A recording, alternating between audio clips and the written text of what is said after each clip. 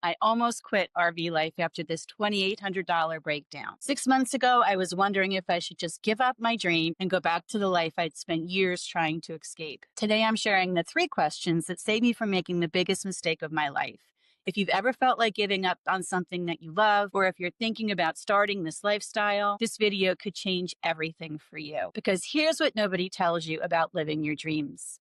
Sometimes they turn into nightmares, and you have to decide if you're strong enough to fight for them. Hey everyone, welcome back to my channel. I'm taking a little break from the Florida Keys this week to have a heart-to-heart with you all about something that's really been on my mind lately. If you've been following my journey, you've seen the beautiful sunsets, the amazing places, the freedom of life on the road. But today I want to get real with you about the other side that almost made me quit RV life entirely. So grab your coffee or something stronger because we're going deep. And if this story resonates with you, hit that subscribe button and ring the bell so that more people get to see this video. You're going to want to stick around for what comes next. Welcome back to my channel. I'm Nancy, and if you're new here, I document my life as a 60-plus solo RVer traveling across America. I share the ups, the downs, and sometimes the weird and controversial about living and traveling full-time in an RV. Before I dive into my story, let me tell you something important. Part of this journey is doing hard things and winning.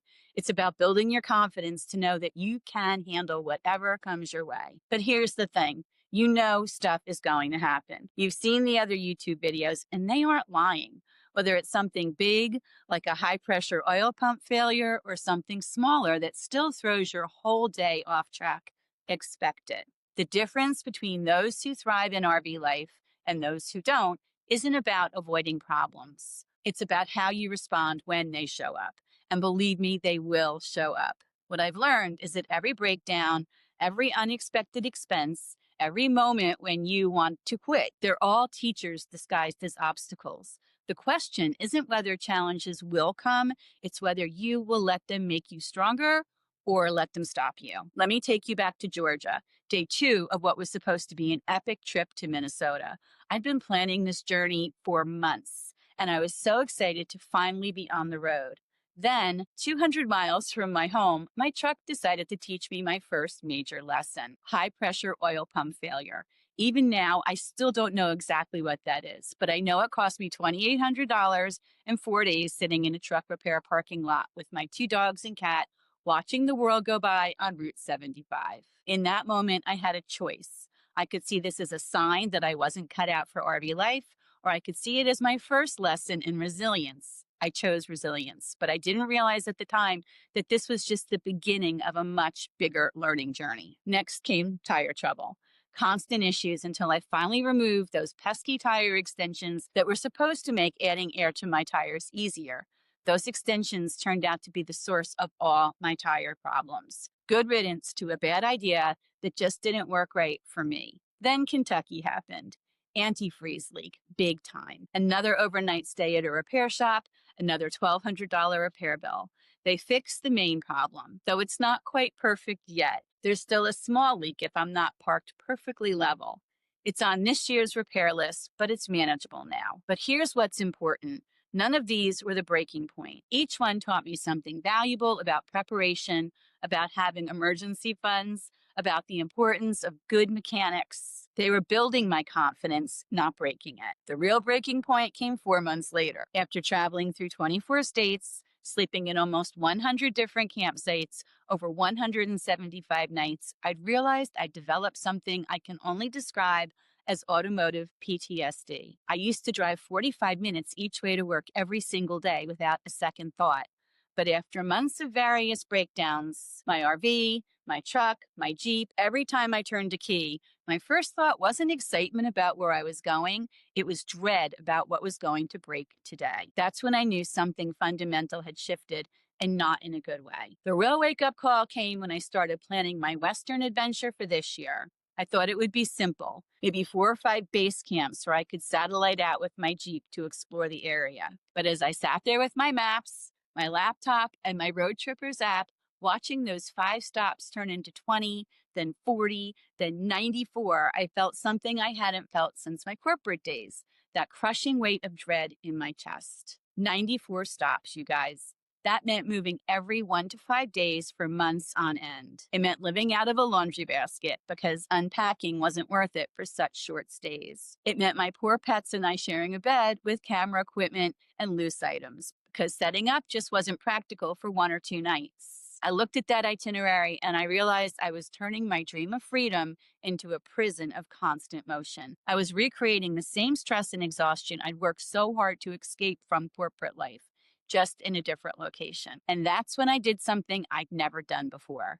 I admitted I didn't want to do the trip. In fact, I wasn't sure if I ever wanted to drive my RV again. When you're ready to throw in the towel on something you've worked years to build, when you're sitting there wondering if you've made a massive mistake, I want you to stop and ask yourself these 3 questions.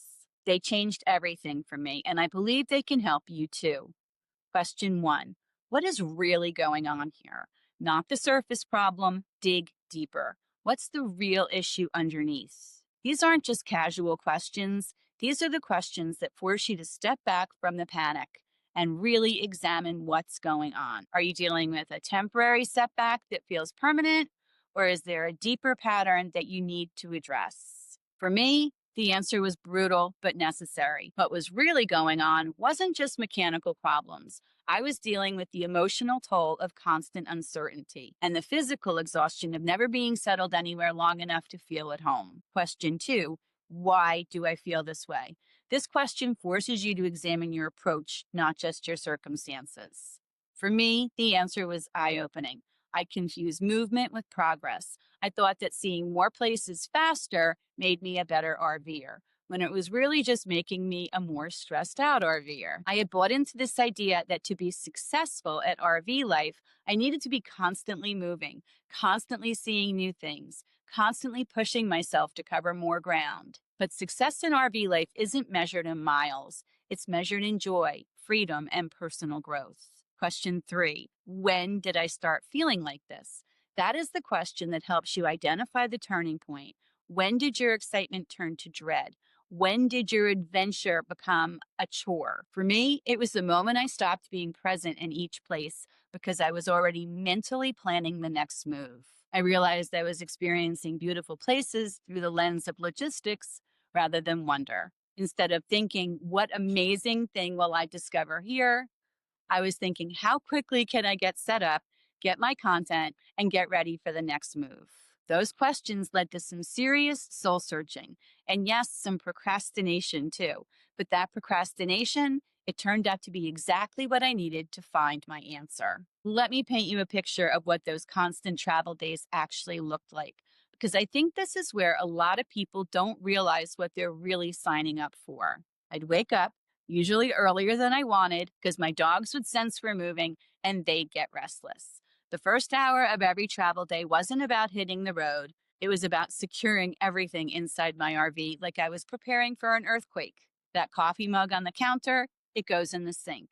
The laptop on the table, into the secure box. Even my toothbrush gets tucked away because I learned the hard way that everything becomes a projectile when you're going down the road. Then there's the outside prep. Disconnecting utilities, checking tire pressure, making sure the hitch is secure, putting the Jeep back on the tow dolly if I'd taken it off for exploring, doing a complete walk around inspection. By the time I'm actually driving, I'm already mentally exhausted, and I haven't covered the first mile. Now multiply that by every 3 to 5 days for months on end. You want to know what no amount of preparation can fix? The emotional toll. The constant vigilance, the way your nervous system never gets to fully relax because you're always dealing with either a problem or waiting for the next one to show up.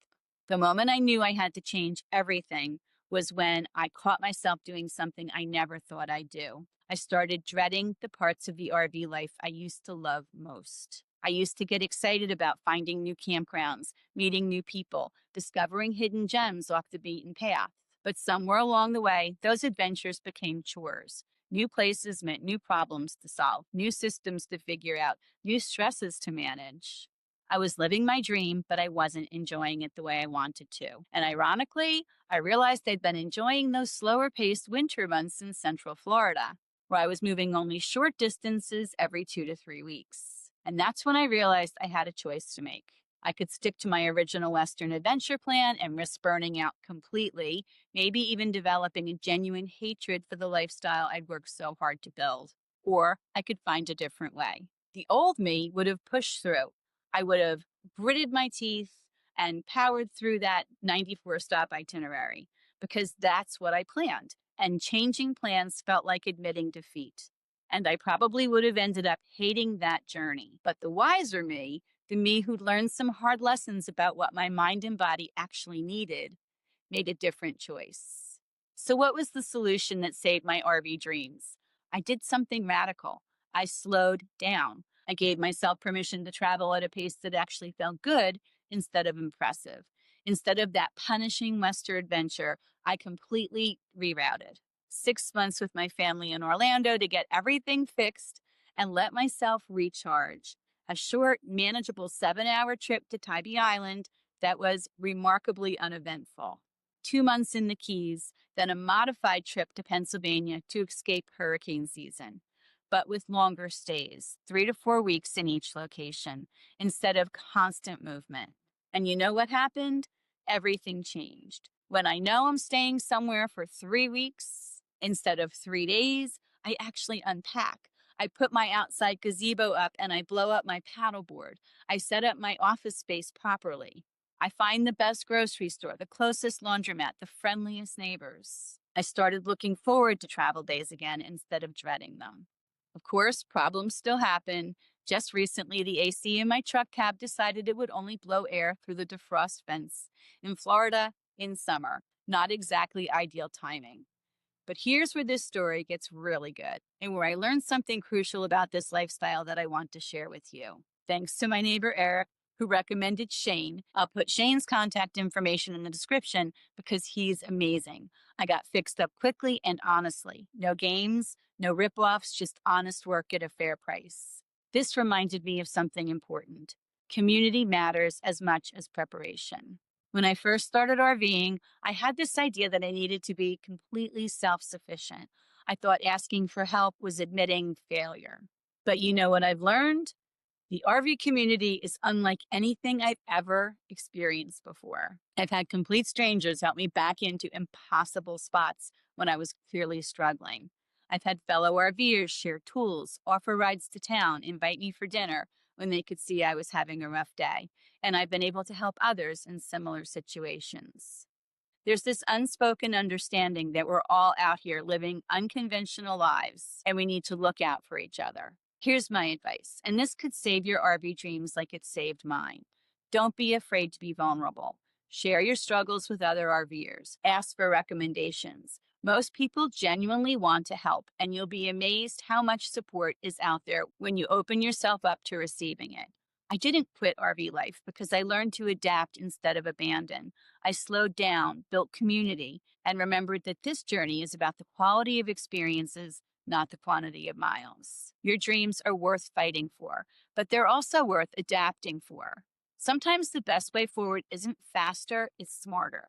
What's your biggest challenge in RV life right now?